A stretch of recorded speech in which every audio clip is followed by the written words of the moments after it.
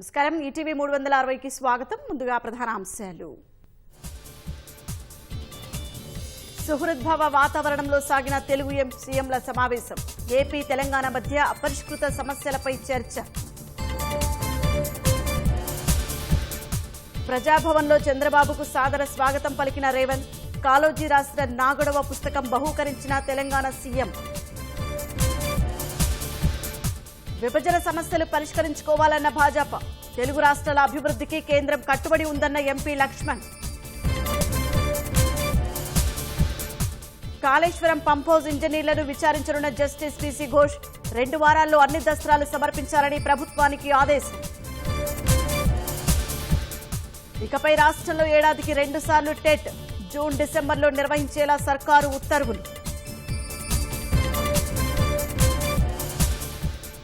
GHMC council సమావేశంలో రసాభాస. కార్పొరేటర్ల నిరసనలతో అర్ధాంతరంగా వాయిదా.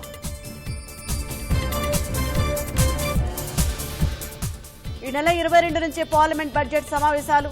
23న బడ్జెట్ ప్రవేశపెట్టనున్న కేంద్ర ఆర్థిక మంత్రి నిర్మల.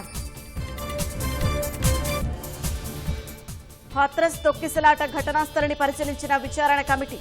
2 నెలల్లో ప్రభుత్వానికి నివేదిక సమర్పిస్తామని వెల్లడి.